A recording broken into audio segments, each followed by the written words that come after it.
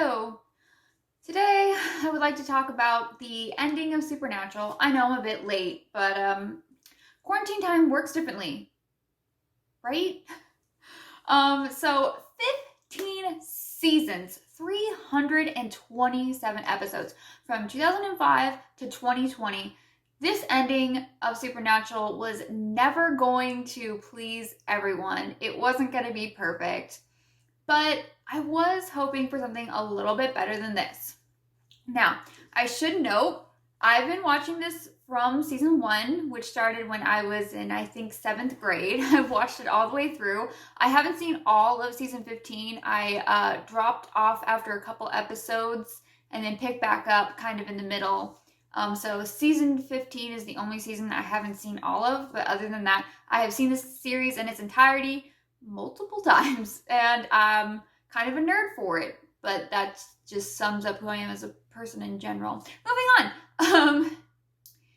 If you enjoyed the ending, that's great, and I am sincerely so happy for you. I'm so happy for anyone when they like something. That's, what these things are made for, to be liked and enjoyed.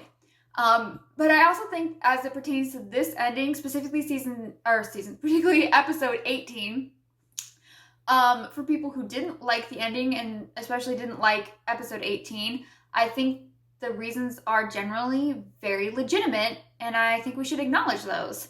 And I happen to be one of those people, which is probably why I'm making this video is obvious, maybe? No? Yes? I'm gonna move on now. I made it awkward. So I'm gonna start with the Destiel of it all, and I'm gonna get a little long-winded here. And I do apologize because I generally make all of my videos in one take. So if there's weird jump cuts, it's because I went on a really long tangent and then decided to cut all of it out. So yeah. So in season 18, I keep saying season 18, in episode 18 of the final season, Despair, Dean and Cass are running away from Billy, who is Death, as she's trying to kill Dean and Cass, but mostly Dean. And Cass remembers he made a deal with the Shadow that's very much Angel from Buffy. So if he experiences a moment of true happiness, the Shadow will come and take him to the empty. So Cass realizes what would truly make him happy, many feelings, is professing his love to Dean. And 44 seconds by my stopwatch, which I did twice, and it came out 44 seconds both times, after his confession, he is taken by the Shadow, and this is like Castiel's 6th death, and I'm going by the fandom count, which was coincided with my own. And compared to, Sam and Dean, he actually did pretty well. He hasn't died that many times. Yeah, although they've all died so many times. So meaning death really isn't the biggest deal in Supernatural. However, this death was very different in that after the Shadow takes Castiel, we don't see him again. That was his last appearance on screen, and that does mean something. I really can't ignore the optics in that Supernatural queerbaited for a decade. And for queerbaiting, if you don't know, I'll throw up a definition. So in the last 5 minutes, said queer character would be on screen. The writers threw some breadcrumbs to the LGBTQ community, and in like the worst last minute gay I've ever seen. I don't know if there are any good last minute gays. I mean, I guess there are. I just can't think of any. Please leave a comment down below if you can. I would be very interested. Like with Legends of Korra, I was a little bit okay with it because the writers wanted to do one thing, and was it Nickelodeon, I think, wouldn't let them. And that's a little bit different. And like with She-Ra, that was a relationship that was building, and we kind of knew it was going to happen, so that it wasn't really like a tease. It was just we're really going to build and write this love story and let it come around naturally. With this, that's definitely not the case. And anyway, 44 seconds after professing his love, Castiel is killed off in what is the quickest barrier gay trope I've ever heard of. Once again, If you could think of a worse one, please let me know. But also, it's like, did we really need that? No, we didn't. It's 2020. We need some positivity, not negativity. And I think a Bury Your Gay, I can't think of a positive that comes out of that. It is a very, very negative thing. Or for people who don't know what Bury Your Gay trope is, once again, we'll leave a definition real quick. So to make it worse, when he's killed off, he's taken to like super hell, the empty, for confessing his love to another man. And again, the optics are not great there. That's a bad look. Now, we do know from an offhand comment from Bobby in the final episode, Carry On, that Jack and Cass came together, and I guess Jack sprung Cass from the empty, and they rebuilt and improved heaven, but we don't see it, although that is a nice idea, but we don't see it, and I think that's really important to note. What we do see is Dean unable to reciprocate Cass's feelings, and you can, decide for yourself why that is. I think so. I'll link below, but this someone made a video because someone called Dean overtly heterosexual, and so she made a video joking that Dean is absolutely not overtly heterosexual, and I concur with that. Like, he's not written as being overtly heterosexual. He's not coded that way. I use that word very intentionally.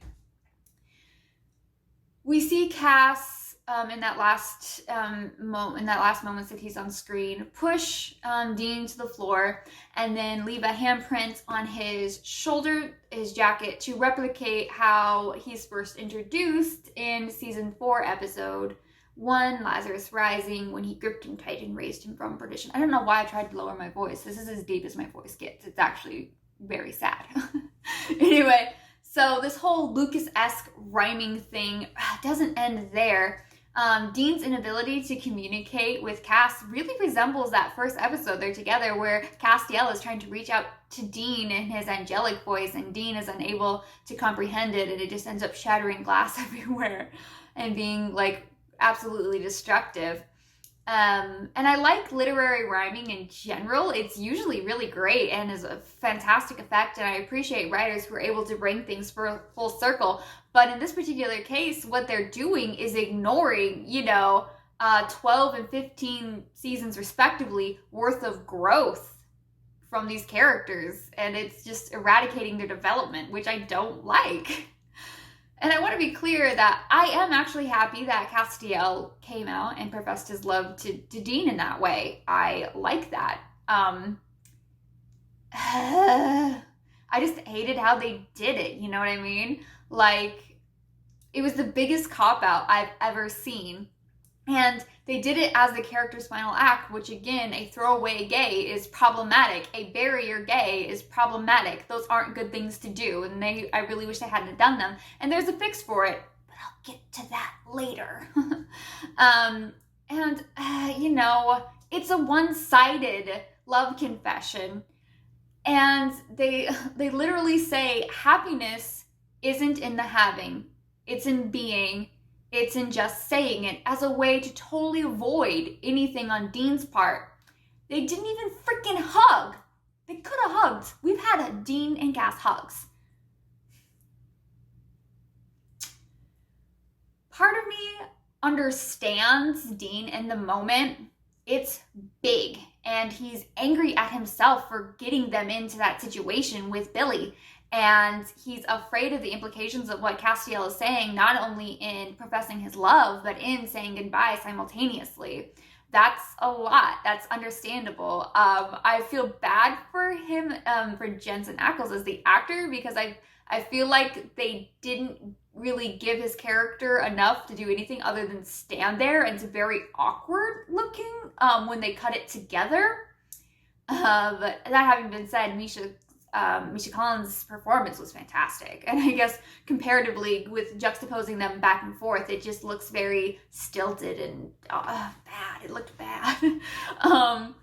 But going back to what I was saying before, Dean is also afraid of the idea of someone loving him like that, and that's shown throughout years of this character. Through the course of 15 seasons, Dean hasn't had very many love interests. A few former ones like Cassie and Rhonda, I think her name was. And then there's a few on-screen ones, the most notable being like Lisa, and he had, a number of one-night stands. But I think the reason is a bit more, I go more in depth. I'll link below an article I wrote in Exercising Queer Baiting, which is about supernatural specifically. But to put vaguely, Dean doesn't think he deserves love, and he is too ingrained in the hunter lifestyle to ever give it up. And that's really, really verified with his relationship with Lisa. Okay, so as to what Cass says to Dean about himself, that I'll just throw the quote up, I won't say it all. All that perfectly describes Castiel too. Cass and Dean are actually quite similar. So I'm going way back. Hang on. All right. Castiel is introduced, as I said before, in season 4, episode 1, Lazarus Rising, as a servant of the Lord, a soldier for heaven. I keep trying to lower my voice. It's not going to happen. I don't know why I keep trying to make it happen. Because of Dean, he begins to have doubts. He eventually rebels against heaven, and according to Cass, season 5, episode 2, I am hunted. I rebelled. I did it all for you. And he says stuff like this throughout his entire, existence on the show. And while he has rebelled against heaven, he still has faith in his father, God, who we later know is Chuck. Boy, was that misplaced. Oh, having faith in an absentee father. Well, doesn't that sound like a certain Dean? He eventually gives up on his father and on his angelic brethren and becomes far more attached to teen free will. Cass began his journey by saving Dean from hell, and that's how he ended it, from death. And in this decade between those two handprints, Cass and Dean became friends, became brothers, became compatriots, and maybe something a little deeper. Cass always came when Dean called. Dean taught Cass how to human. Castiel trusts Dean, and when Dean doesn't reciprocate that trust, he's extraordinarily hurt, and that in later seasons goes vice versa. But mostly on Castiel's end, because Castiel's a little bit of a screw up. Yay. They laughed together, they fought together, they fought each other, and they cared about one another so profoundly deeply. Castiel has always done his best, but as I said before, he's a bit of a screw up, to the likes of which can only be matched by Dean's little brother, Sammy. Gotta love those screw ups. He trusted the wrong person or persons quite a few times, with Crowley, Metatron, April. Oh wow, this is gonna be a long list. I'm gonna stop. Oh gosh. Anyway, he let loose the Leviathans to try to stop a civil war in heaven, and he ended up causing mass destruction on Earth, as well as almost decimating heaven. He's resurrected, and he tries to right a wrong by taking on Sam's insanity, which in major part he caused. Twice over by rescuing him from hell without a soul, and then for tearing down the wall that Death put up. The path to heaven is, paved with good intentions. And from there he decides that he doesn't want to participate in aggressive activity. But he ends up helping Dean kill the lead Leviathan, Dick Roman, and then they get trapped in purgatory together. But then Cass realizes because he's an angel, he'll be hunted in purgatory, so he ends up abandoning Dean to try to stay away from the Leviathan so that they will come after him and leave Dean alone, hopefully protecting Dean.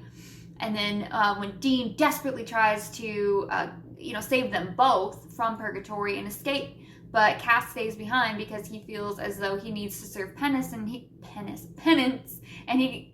wants to die. This is where we begin to see Castiel's major guilt complex and depression, which does get far worse throughout the series. It's really a tragedy for him. And then Castiel ends up getting sprung from purgatory by the angels, and he is brainwashed, particularly by Naomi. Although brainwashed is, put it nicely, programmed is a little more accurate. And he wants to help the Winchesters to make amends for his wrongdoings and his mistakes, but he ends up getting tricked once again, and this time by Metatron, and it's drastically worse. He expels all of the angels from heaven, and Castiel has his grace removed, so he becomes human. It's a long story, eh? And then from the next few seasons, his compulsion to atone for his mistakes escalates. And further, you can see that while he's homeless, cast out by Dean at Gadriel's insistence, that Cass is, again, deeply depressed. And we see that as, I forgot what, that one angel that hears when people are suffering, confirms this. Because he says that he hears Castiel calling out for miles, that his agony is so extreme. It's really sad. Did I mention this is a tragedy? And then after his torment by Naomi and later Rowena with the attack dog spell, we kind of see that he develops kind of a mild PSD for a little while, and he's extraordinarily afraid that he'll hurt people, and he realizes that his desire to prove himself, especially to Dean, increases even though he typically fails, and he begins to really recognize and become far more self-aware of this, as well as being far more human. To quote Cass in season 9, "I thought I was more important, effective than I am. I thought I could fix everything. I failed at being an angel. Everything I ever attempted came out wrong." And it's with these realizations that he starts to understand and relate more to Sam. And at this point, we can see Dean looks kind of at both of these beautiful little screw-ups as kind of little brothers who need to be taken care of. And that has always been Dean's mission. Cass begins to risk everything to save Dean and Sam, but mostly Dean. And for example, killing Billy, which causes the former Reaper to become Death, which goes full circle in season 15. Wow, he really effed himself over with that one, huh? And Metatron, that's the one thing that Castiel could forgive Metatron for everything, but not for killing Dean, although of course Dean comes back. It's a whole thing. Eventually we get Dad Cass, which kind of begins with his trying to make amends to Claire, who was his vessel's daughter. And then obviously this escalates more when we finally see him with Jack the Nephilim, who's I guess technically his nephew. And Cass really tries to help Jack and defends him against everything, even when he kills Mary and he becomes sick and all that.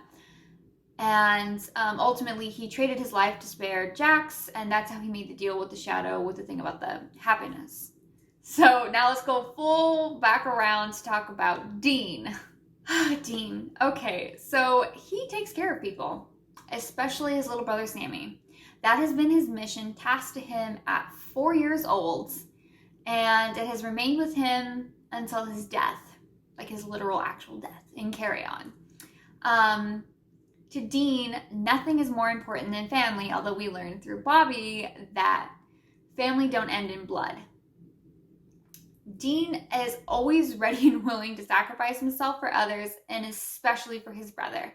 Dean cannot live without Sam. But we know that Sam can go on without Dean, as we've seen a few times. Sadly, I don't know. And Dean has never really known or wanted anything outside of a hunter's life. And again, as I said before, this is why he, only made it half a year with Lisa? Dean clearly has low self-esteem and attachment issues.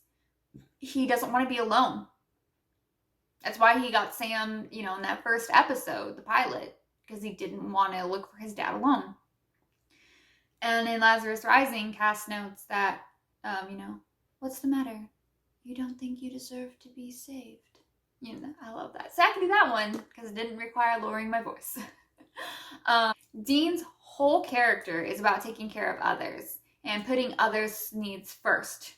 He feels like he failed his father, even though John clearly failed him. And he feels guilty over many of the friends that he has lost along the way, like Joe and Charlie, his parents, Bobby, so many others. So many others. And almost everything about his life wasn't his choice. If you think about it, his car, his taste in music, his clothes are kind of all styled after his father. Bobby, Ellen, everyone we meet in the early seasons are his friends through his father. His lifestyle of hunting, the family business, is through his father. Dean's identity really doesn't even get a chance to break out until season 4, until Cass, if you think about it. And soon after, the introduction to Team Free Will, Dean starts to make his own choices, like rejecting the Angel's plans, just the same as Cass is doing. And by helping Cass, he is able to kind of find his own footing. But Cass was his first real friend that was his own friend that he made on kind of his own terms that really had nothing to do with his father. Cass gave him a mission when he sprung him from hell because God demanded it, because we have work for you. And Dean really never thought much of himself, but to Cass, he was everything. Going back to despair, my segues. Okay. So, back to despair. Cass makes his confession to Dean, and Dean says this. Dean has had the fate of his world on his shoulders for like a decade now. Pretty much since he met Cass, and probably a little before then too. And he feels like all he can do is kill things. That really erases so much of the character. Like, in 15 years, he really hasn't changed. And that's not great writing. And I really agree with what they did in the Spanish dub, in which Dean does reciprocate those feelings. Specifically, the reciprocation of the love confession would have improved the story by completing Dean's arc. Dean would finally be able to accept someone's love for him. He would have someone of his own. And he would shed himself of this take care of others, Sammy, persona, and finally take care of himself and accept someone's love for him. And that he would finally see he's worth being loved. And that is the conclusion to Dean I think we needed and we didn't get. And that blows. That blows so much. Wouldn't that have been better? Dang it. I'm suddenly wanting to go and watch the Spanish dub because obviously it's superior. So now we have to go back around to Cass again and carry on. He isn't in it. Yeah, the very last episode, they don't have him in it. To reiterate, his last moment on screen is him being taken by the shadow after confessing his love to Dean and going to the empty. And that's the conclusion of his arc. And it's a good conclusion, but not perfect. And I'm glad the writers had him do this. And I'll get more to that momentarily. Cass's whole character existed for Dean. Over 12 seasons, Cass has become his own person and honestly had the biggest character arc of any character on Supernatural. And though through a lot of trials and tribulations, he grew as an entity who can feel and care and love, and all that happened, as he said, because of Dean. And it's an issue that the writers did this as sort of a, here you go, Destiel shippers, because they didn't need to do anything with it following that. It's a gay send-off, where it should have been just a little bit more, and could have been. So obviously it's 2020, and Carry On was probably very seriously affected by the COVID-19 pandemic. And I'm totally willing to go easy on the show for a lot of things because of that. And with that being said, Misha Collins was already back on set to film the back half of season 15. They were already exposed to one another. So he easily could have and should have, as the third lead of the show for a decade, appeared in the last episode. More importantly, this would have been the perfect way to conclude Castiel's arc in the series finale, as well as to complete Dean's. So as I said above, Dean's arc would have been completed with him allowing himself to love and be loved. As it was, the writers had to revert him to the self-sacrificing hunter that he's been in, the earlier seasons. And in Carry On, we see Sam and Dean, having fun with the weight of the world off their shoulders for once after years, even though their mission isn't over and they recognize that. And they go on a hunt where Dean is killed. Okay. He lived for what? One hunt? One freaking hunt post-Chuck Apocalypse. One. That is such a damn waste. So here's the change I would make. I would have him live for a few years. Have some fun. Hunt some monsters. Save some lives. Live a little. But no. He dies, a week or two after defeating Chuck? A week or two after Cass's sacrifice, which apparently is wasted because he only lived a week or two. They could have had a great montage of them living and then him dying, but maybe in a little bit of a better way that isn't being slammed into a spike. That was kind of lame. Whatever. So the only good reason to kill him off so quickly is because he should have been reunited with Castiel. I'm sorry, I said it. So instead, when Dean goes to the new heaven, he's